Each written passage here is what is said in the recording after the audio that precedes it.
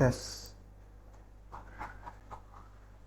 Assalamualaikum warahmatullahi wabarakatuh. Pada video kali ini saya akan membahas tinjauan artikel terkait dengan judul The Design Philosophy of the DARPA Internet Protocol. Tinjauan artikel ini dibuat sebagai tugas tinjauan artikel pertama dari mata kuliah jaringan komputer yang dengan dosen Bapak Luhur. Baik, tujuan dari tinjauan artikel ini diharapkan mengerti awal dibentuknya proyek-proyek arsitektur internet serta tujuan dibentuknya arsitektur ini. Sebagai pendahuluan, selama 15 tahun terakhir, DARPA itu telah mengembangkan serangkaian protokol untuk jaringan pengalih paket. Protokol ini yang meliputi Internet Protocol dan TCP. Sekarang menjadi standar Departemen Pertahanan AS untuk Internet Working yang digunakan secara luas di lingkungan jaringan komersial. Artikel ini membahas lebih dalam terkait proyek DARPA.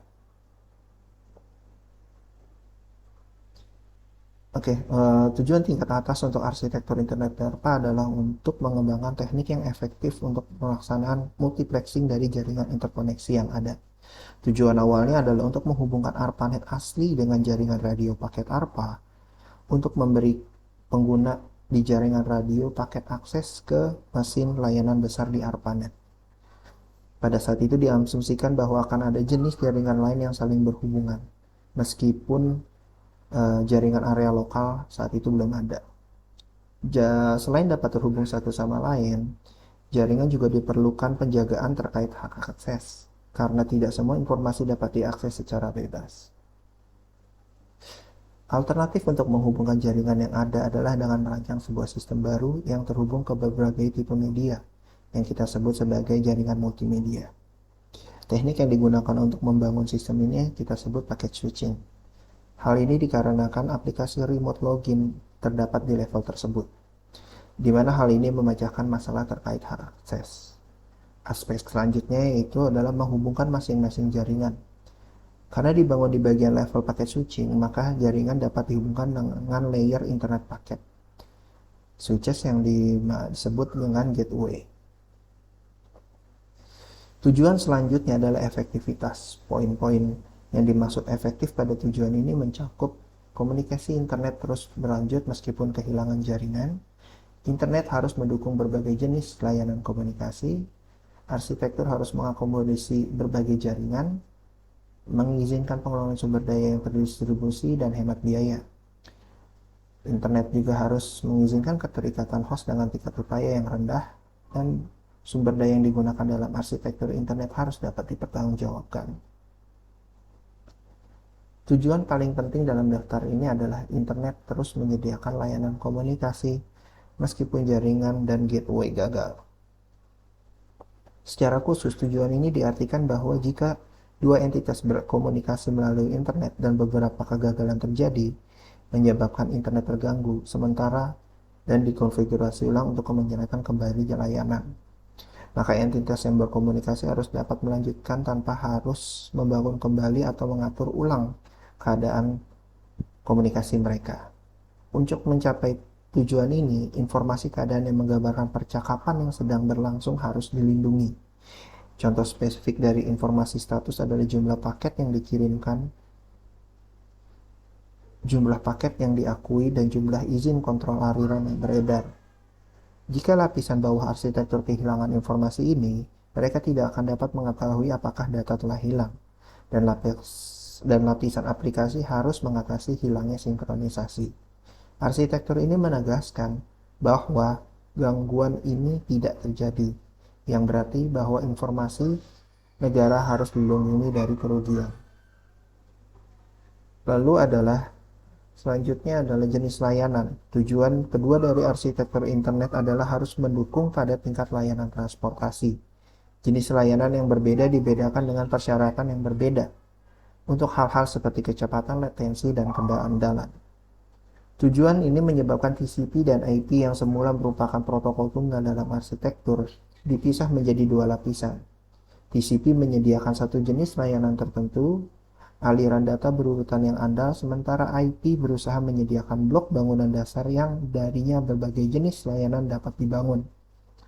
Blok penyusun ini adalah datagram, yang juga telah diadopsi untuk mendukung kelangsungan hidup, karena keandalan yang terkait dengan pengiriman datagram tidak dijamin, tetapi upaya terbaik adalah mungkin untuk membangun layanan datagram yang dapat diandalkan.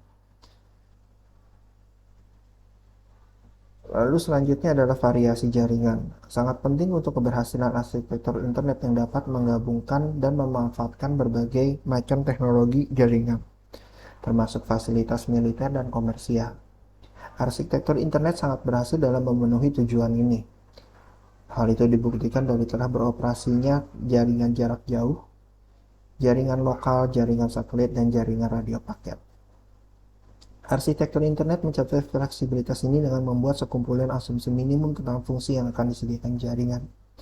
Asumsi dasarnya adalah bahwa jaringan dapat mengangkut paket atau datagram. Paket harus berukuran wajar, mungkin minimal 100 byte, dan harus dikirim dengan keandalan yang wajar tapi tidak sempurna. Jaringan harus memiliki beberapa bentuk pengalamatan yang sesuai jika lebih dari satu titik ke titik lain.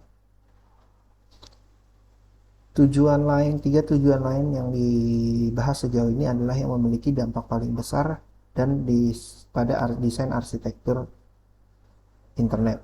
Tujuan yang tersisa karena kurang penting, mungkin kurang efektif tercapai dan tidak sepenuhnya direkayasa. Tujuan mengizinkan manajemen distribusi dari internet sudah pasti terpenuhi dalam beberapa hal. Misalnya tidak semua gateway di internet diimplementasikan dikelola oleh lembaga yang sama. Biaya pemasangan host internet mungkin agak lebih tinggi daripada arsitektur lain. Hal ini dikarenakan mekanisme untuk menyediakan jenis layanan yang diinginkan seperti acknowledgement dan retransmission strategi harus diterapkan di host daripada di jaringan. Masalah terkait yang timbul dari penggunaan mekanisme host to resident adalah implementasi mekanisme yang buruk. Hal ini dapat merugikan jaringan dan juga host. Masalah ini dapat ditoleransi karena percobaan awal melibatkan sejumlah kecil implementasi host yang dapat dikontrol. Namun seiring dengan berkembangnya penggunaan internet, masalah ini terkadang muncul secara serius. Dalam hal ini tujuan ketangguhan yang mengarah ke metode berbagai nasib yang mengarah ke algoritma penghuni host, berkontribusi pada hilangannya kekokohan jika host berperilaku buruk. Tujuan terakhir adalah akuntabilitas. Bahkan akuntabilitas ini dibahas dalam makalah pertama oleh Cerf and Khan sebagai fungsi penting dari protokol dan gateway. Namun pada saat ini arsitektur internet berisi beberapa alat yang menghitung arus paket.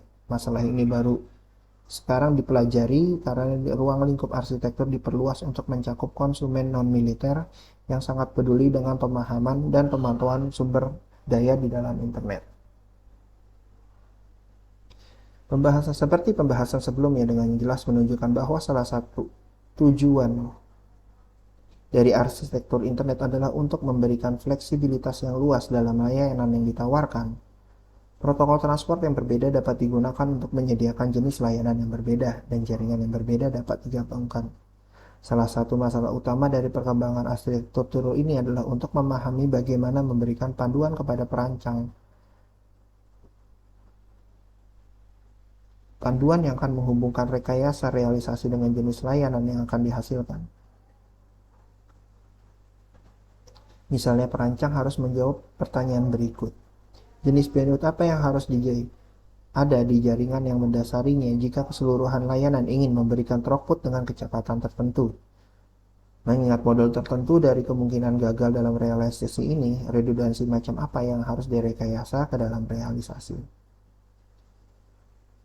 Selanjutnya adalah datagram. Datagram. Fitur arsitektur berdasar dari internet adalah penggunaan datagram sebagai entitas yang diangkut melintasi jaringan yang mendasarinya. Alasan mengapa datagram penting dalam arsitektur pertama, mereka meniadakan kebutuhan akan status koneksi di dalam node switching perantara.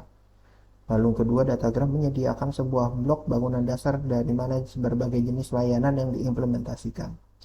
Selanjutnya, datagram mewakili asumsi layanan jaringan minimum yang telah memungkinkan berbagai macam jaringan untuk dimasukkan ke dalam realisasi internet.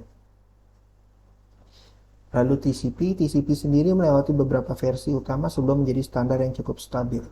Protokol host-to-host ARPANET asli menyediakan kontrol aliran berdasarkan byte dan paket. Ini tampak terlalu rumit dan perancang TCP merasa bahwa hanya satu bentuk regulasi yang cukup. Pilihannya adalah mengatur pengiriman byte bukan paket. Kontrol aliran dan pengakuan dalam TCP dengan demikian didasarkan pada nomor byte daripada nomor paket. Memang di TCP tidak ada divestasi untuk paketisasi data. Salah satu alasan untuk mengakui byte adalah untuk mengizinkan pengisipan informasi kontrol ke dalam ruangan urutan byte, sehingga kontrol serta data dapat diakui. Selanjutnya adalah memungkinkan paket TCP dipecah menjadi paket-paket yang lebih kecil jika perlu agar sesuai melalui jaringan dengan ukuran paket yang terkecil. Kesimpulannya adalah dalam konteks prioritasnya, arsitektur internet sangat berhasil. Protokol banyak digunakan dalam lingkungan komersial dan militer dan telah melahirkan sejumlah arsitektur serupa. Pada saat yang sama, keberhasilan memperjelas bahwa situasi tertentu, prioritas perancang tidak sesuai dengan kebutuhan pengguna yang sebenarnya. Diperlukan lebih banyak perhatian pada hal seperti akuntansi, pengelolaan sumber daya, dan pengoperasian wilayah dengan administrasi terpisah. Baik, terima kasih. Sekian presentasi dari saya terkait tinjauan artikel The Design Philosophy of the Data Internet Protocol.